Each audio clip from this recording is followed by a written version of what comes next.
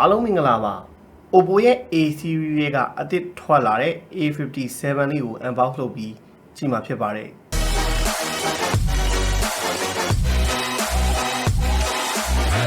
RAM 464GB ကို4,300,000 ဝန်းကျင်နဲ့ဝယ်ယူရရှိရမှာဖြစ်ပြီးတော့ပါဝင်တဲ့ SoC ကတော့ MTK ရဲ့ Helio G35 ကိုပဲအသုံးပြုပေးထားတာဖြစ်ပါတယ်သူရဲ့အားသာချက်အနေနဲ့အဓိကမြင်သာစေတာနှစ်ခုရှိပါတယ်9000 mAh battery မှာ 33W super boost ချက်ပါလာတာဖြစ်တဲ့အတွက်နိုင်ခွက်အတွင်းမှာ90%အားပြည့်သွင်းနိုင်မှာဖြစ်တယ်လို့ OPPO ဖုန်းတွေမှာပါလေးပါတာမရှိရပေါ့ဒီဈေးနှုန်းမှာ Ultra Linear Stereo Speaker ပါလာတာပါပဲအဓိက Stereo Speaker ပါလာတဲ့ဖုန်းတစ်လုံးဖြစ်ပါတယ် Display အနေနဲ့ကတော့ပုံမှန်တိုင်းဒီဈေးဝန်းကျင်မှာမြင်နေကြ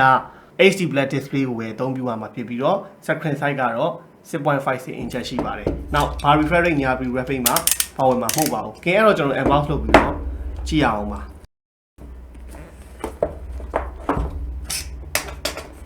ကဲအဲ့တော့ကျွန်တော်ဒီ OPPO A57 လေးကိုကြည့်လိုက်အောင်။ဘာတွေပါတော့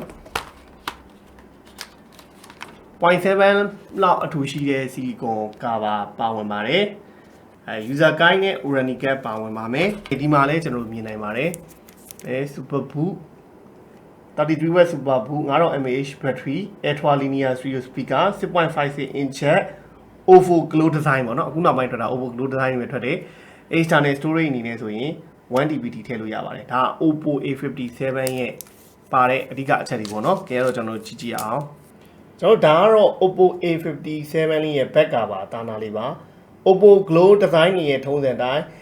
main ရောင်ပုံမှာကျွန်တော်တို့ဒီစိန်ပုံပွင့်လေးတွေလိုလှအောင် shade လေးဖော်ပေးထားတာတော့တော်တော်မိုက်တယ်ဒါပေမဲ့ plastic back ပါပဲနောက်ဒီ camera back အနေထားကတော့ကျွန်တော်တို့ဒီနောက်ပိုင်းမှာခက်စားလာတဲ့ camera back အနေထားပေါ့တော်တော်များများဒီကျွန်တော် rectangle ပုံစံ camera back တွေကိုသုံးလာတာများတယ်ဒီ camera ကြီးကိုပြူအောင်လုပ်ထားပြီးမြဲပါဝင်တဲ့ camera နှလုံးကတော့30 megapixel main camera ရဲ့2 megapixel depth sensor cameraပေါင်းမှာဖြစ်ပါတယ်အဲ့တော့ဒီဇိုင်းသားနာကတော့ OPPO တွေရဲ့ထုံးစံတိုင်းတော်တော်ကိုတသက်ရဲနဲ့ဒီ plastic ပေါ်မှာပဲလှအောင်လုပ်ပေးထားတာ frosted material မသုံးထားတာဖြစ်တဲ့အတွက်ကတော့ကျွန်တော်တို့လက်ရထင်ပါလိမ့်မယ်အပြင်မှာကြည့်ရင်တော့ကျွန်တော်တို့ပို့ပြီးတော့ဒီကောင်ရဲ့လှပကိုပို့ပြီးတော့မြင်ရပါတယ်နောက်2022မှာထွက်တဲ့ဖုန်းတွေရဲ့ထုံးစံတိုင်းကျွန်တော် flat design ပေါ့နောက်ကလုံးဝ flat cover design ကိုသုံးပေးထားပါတယ်4000ဆက်ဆက်နဲ့ယောက်ျားလေးတွေ OPPO ဖန်တွေကြိုက်မဲ့အနေထားမှာရှိပါတယ်နောက်အထူကလည်း 8mm ပဲရှိပါတယ်ဒါပေမဲ့ 8mm ဆိုပေမဲ့လဲပေါ့နော်ဒီကျွန်တော်တို့အရန်ကြီးထူတယ်ဆိုတဲ့ပုံစံမျိုးကိုမခံစားရဘဲနဲ့ screen size 6.56 inch မှာ one hand ကောင်းကောင်းကင်လို့ရတဲ့အနေအထားမှာရှိတဲ့ဖုန်းတစ်လုံးဖြစ်တယ်တစ်ချက်အနေနဲ့တော့ဒီရှေ့ရ display က notch နဲ့လာသေးတာတော့တော်တော်ရုပ်ဆိုးတယ်လို့ပြောလို့ရတယ်ပုံမှန်ဒီတိုင်းဟလာဒီလိုလေးကင်ထားတဲ့အနေအထားဒီလိုလေးမြင်နေဟိတ်ဆိုတော့မြင်တာနဲ့ A57 ကကျွေကောင်းကျွေနိုင်ပါတယ်သူ့ရဲ့ design လေးပေါ့နော်ကျွန်တော်တို့ဒီအဲ့တော့ဘေးဘောင်ဘာညာကြည့်လိုက်ရအောင်ဒါတော့ကျွန်တော်ဒီအပေါ်ဘက်ကနေမြင်ရမယ့်အနေထားကင်မရာဘန်ကြီးကနည်းနည်းလေးမဆိုးတလောက်လေးပဲထွက်တာပါအရင်ထွက်တယ်လို့မခံစားရပါဘူးပုံမှန်တိုင်းပဲကျွန်တော် fingerprint ကတော့ Simon fingerprint ပါဝင်မှာဖြစ်ပါတယ်နောက်အားလုံးမြင်တဲ့အတိုင်းအောက်ချမ်းမှာ 3.5mm audio jack ရဲ့ mic ရဲ့ type C ပေါ်ရဲ့နောက် speaker တစ်လုံးပါဝင်ပါမယ်ကဲဘေးဘက်ညာမှာတော့ volume add down နဲ့ sync injector box ပါပါမယ်အဲ့တော့ design ပိုင်းအသားနာအနေထားတော့တကယ်တော်တော်မိုက်တယ်လို့ပြောလို့ရပါတယ်။အဲတော့ကျွန်တော်တို့ဖွင့်ကြည့်ပါမယ်။ဟောဒါလေးကိုကျွန်တော်တို့ဖွင့်ထားတဲ့အနေထားမှာဘာတွေဆက်ပါတော့ကြည့်ရအောင်။33W super boot charger ပါဝင်မှာဖြစ်ပြီးတော့အာသင်ဂျိုးအနေနဲ့ဆိုလဲတိုက်စီအာသင်ဂျိုးပါဝင်ပါတယ်။အဲ့တော့နှစ်ချက်တော့မပါဘူးပေါ့နော်။တကယ်လို့ကိုကOPPO A57 လေးကိုဝယ်ယူမယ်ဟဲ့ဆိုရင်ကျွန်တော်တိုက်စီကောင်းတိုက်စီဂျိုးနောက် silicon OPPO A57 ဖုန်းလေးရရှိမှာဖြစ်ပါတယ်ဒါကဖုန်းဝယ်ယူရှင်ရမယ်ပစ္စည်းတွေအားလုံးပါပဲကျွန်တော် 3 slot ပါအားလုံးမြင်တိုင်းပဲဒီbên 3 slot ပါဒီ single 2 card memory card ပြိုင်လို့သုံးလို့ရတယ် memory card က 1TB card အထိထည့်သွင်းသုံးပြုနိုင်တယ်လို့ဆိုထားပါတယ်ကျွန်တော်တို့ဒါကတော့ OPPO A57 လေးကိုမြင်တွေ့ရမယ့်အနေထား OPPO ရဲ့ထုံးစံတိုင်းကျွန်တော်တို့ Google service အားလုံးပါဝင်မှာဖြစ်ပါတယ်တခါတည်းအလွယ်တကူသုံးလို့ရမယ်နောက်ပြီးတော့သူ့ရဲ့ brightness အနေနဲ့လည်းတော်တော်လင်းနေဆိုတဲ့အနေအထားတစ်ခုမှာတော့ရှိပါတယ်ဒါပေမဲ့နေအောင်အောက်မှာတော့ ဘယ်လိုအနေထားရှိအောင်တော့ဒါထွက်သုံးကြည့်မှာတော့သိမယ်ပေါ့ဒါပေမဲ့လင်းနဲ့အလင်းနောက် color accuracy ကတော့ကျွန်တော်ပုံမှန်တိုင်း color resolution ရဲ့ video နဲ့ကြည့်ပြီးတော့ပြောပြမယ်နောက်ထပ်အနေနဲ့စိတ်ဝင်စားတဲ့အကောင်းတာတစ်ခုကသူ့ရဲ့stereo speaker ပါလာတာအဲ့ဒါ mic တွေဒီဖုန်းရဲ့အဓိကအားသာချက်လို့ပြောတယ်ကင်မရာဘိုင်းလေးနည်းနည်းကြည့်မယ် video ဘိုင်းလေးကြည့်မယ်အရင်ဆုံးကျွန်တော်တို့ video လေးအရင်စမ်းကြည့်အောင်ပါ Object based cinematic audio with powerful moving audio that transcends from channels to moving around you with pinpoint accuracy.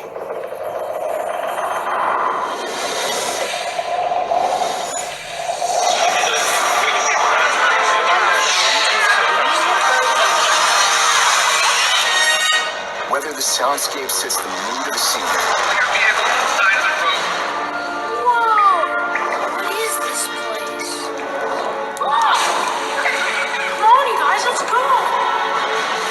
Captures the full extent of nature's fury. ဒါကျွန်တော် OPPO A57 လေးရဲ့အတန်လေးကိုစမ်းပြပေးခဲ့တာပါသူရဲ့ ultrasonic stereo speaker ကွာ Dolby Atmos sound တော့မဟုတ်ဘူးတော့ ZEST Audio system ပါတယ်မိုက်တယ်တကယ်နားထောင်လို့အဆင်ပြေတယ်ဒီပုံမှန် OPPO user တွေအနေနဲ့ကတော့ဒီဈေးဝန်းကျင်မှာstereo speaker ပါတဲ့ရွေးချယ်စရာနောက်ထပ်ဖုန်းတစ်လုံးရတယ်လို့ပြောလို့ရတယ်ဒီအပေါ်က stereo speaker ကဒီ earpiece ကိုပဲသုံးပြီးတော့လာပေးတာဒီကောင်နဲ့ခုနကလည်းအတန်နားထောင်ခင်မှာတော်တော်လေးအဆင်ပြေပြေမိုက်တာကိုတွေ့ရမှာပါနောက်ထပ်ကောင်းတဲ့တစ်ချက်ကျွန်တော်အဲ့ audio ဘိုင်းနဲ့ပဲပေါ့နော် audio ဘိုင်းနဲ့ပဲပြောကြရှိတာကတော့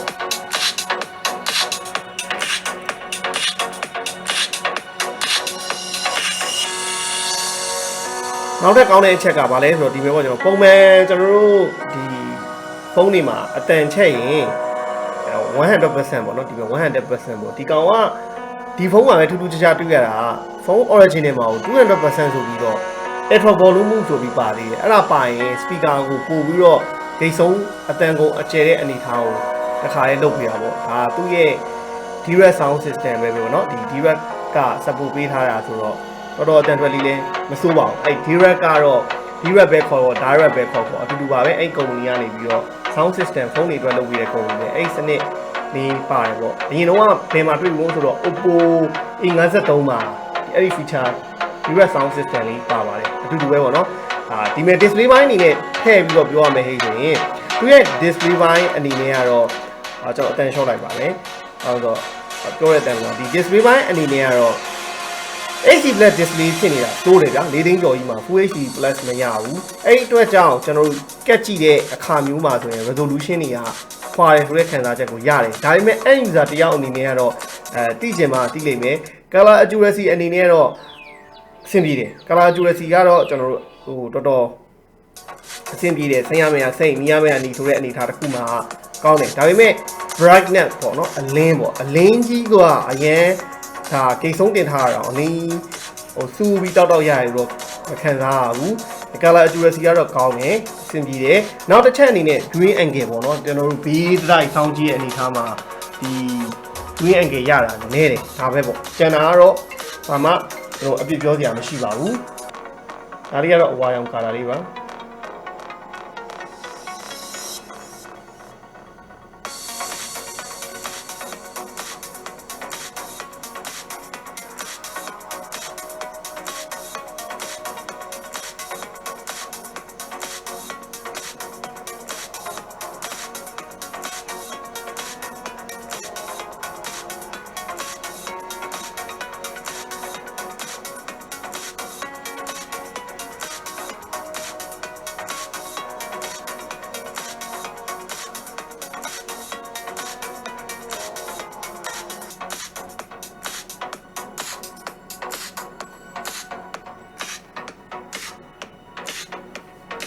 ဒါတော့ကျွန်တော် OPPO A57 လေးရဲ့ရုပ်ထွက်တဲ့အတန်လေးကိုကြည့်ခဲ့တာပေါ့နော်အားရတော့ကတော့သူ့ရဲ့ sound system ကတော့တကယ်အားရစရာကောင်းတဲ့ဖုန်းတစ်လုံးလို့ပြောရတယ် display အနေနဲ့ color accuracy ကောင်းတယ် brightness ကတော့နည်းတယ်လို့ခန်းစားရပါတယ်ကဲအဲ့ဒါပြီးရင်တော့ကျွန်တော် camera ဘိုင်းလေးနည်းနည်းဆန်းရအောင်ပါကဲအဲ့တော့ကျွန်တော် camera setting လေးကိုနည်းနည်းလေးကြည့်လိုက်အောင်ပါ camera setting လေးဝင်ကြည့်လိုက်အောင်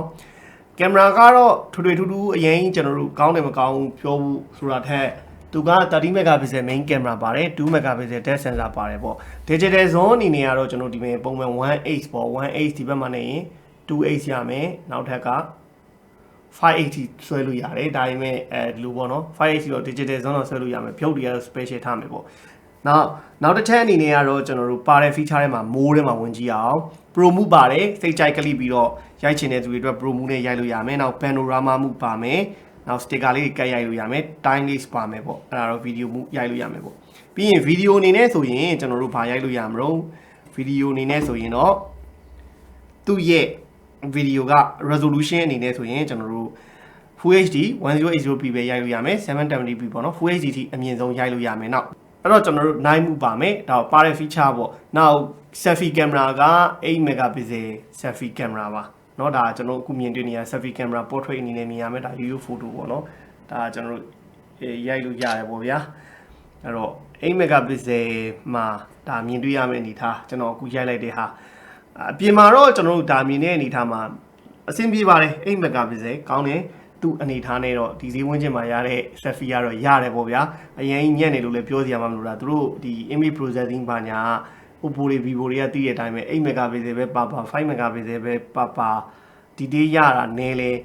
ပုံထွက်လာဖြစ်အောင်သူတို့ကရိုက်ပြီးတယ်နောက်ကျွန်တော်တို့ဒီဗီဒီယိုပေါ့နော်ဗီဒီယိုမှာဆိုရင် selfie camera မှာဘယ်လောက်ရိုက်လို့ရအောင်ဆိုတော့ဘယ်လောက်ရိုက်လို့ရတော့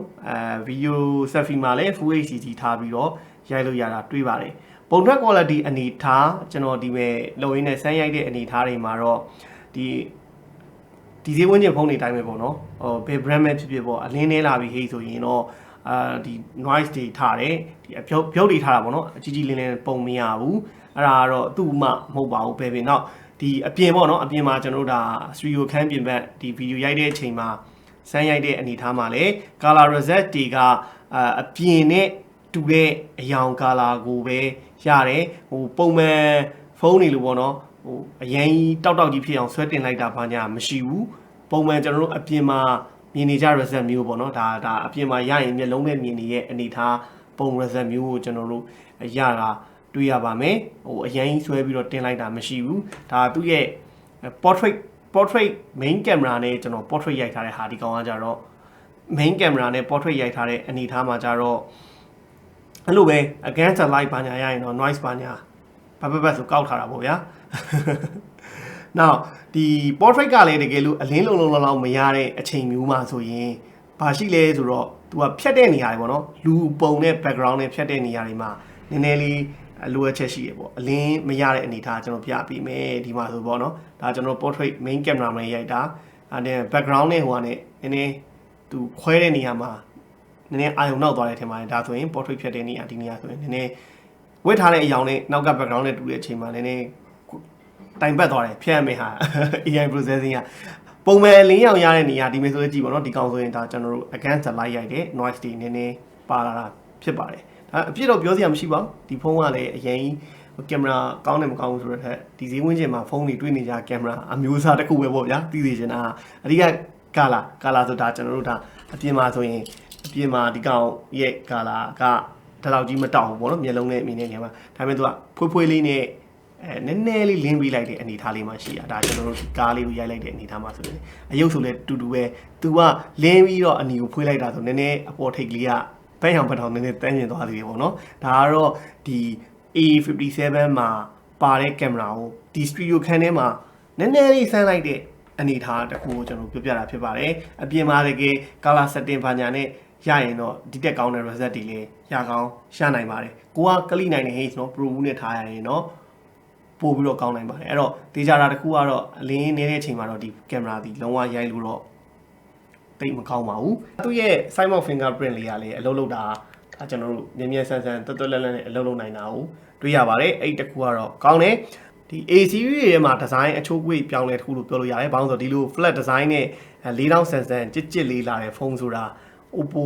A series မှာတိတ်မတွေ့ရဘူးပေါ့နော်ပုံမှန်ကျွန်တော်တို့ဒီ cap တွေနဲ့ခုံးပြီးတော့လာတာအဲ့တော့ design ပိုင်းကတော့တော်တော်တိုးတက်လာတဲ့ဖုန်းတစ်လုံးဖြစ်တယ်နောက်ဒီ stereo speaker သူ့ရဲ့ direct sound system support ပေးထားတဲ့ stereo speaker ကလည်းတော်တော်မိုက်တယ်ကျွန်တော်တို့ရှိမှလည်းစမ်းပြပေးခဲ့တယ်ပေါ့နောက်ထပ်အားသာချက်တစ်ခုအနေနဲ့ကတော့33 watt သူ့ရဲ့ boot chat ပါတာဟာတော်တော် မိုက်တယ်လို့ပြောလို့ရပါတယ်ဒါပဲပေါ့ကျန်တာကတော့ကျွန်တော်တို့ဘာမှပြောကြမရှိဘူး price to performance ကောင်းတဲ့ဖုန်းတစ်လုံးချနေတဲ့သူတို့ကတော့ဒီဖုန်းကဝယ်ခြင်းစရာဖြစ်ချင်မှဖြစ်လိမ့်မယ်ဒါပေမဲ့ OPPO fan တွေအတွက်ကတော့ OPPO A series ထဲမှာလုံးဝ design လန်းလန်း speaker ကောင်းကောင်းပါတဲ့ဖုန်းတစ်လုံးရှာနေရင်တော့ဒီကောင်ကတကယ်ရေးချယ်တဲ့ဖုန်းတစ်ခုလို့ပြောရင်းနဲ့ဒီနေ့ unboxing ကိုဒီမှာလည်းအဆုံးသတ်ပါမယ်အားလုံးဘိုင်းဘိုင်းပါခင်ဗျာ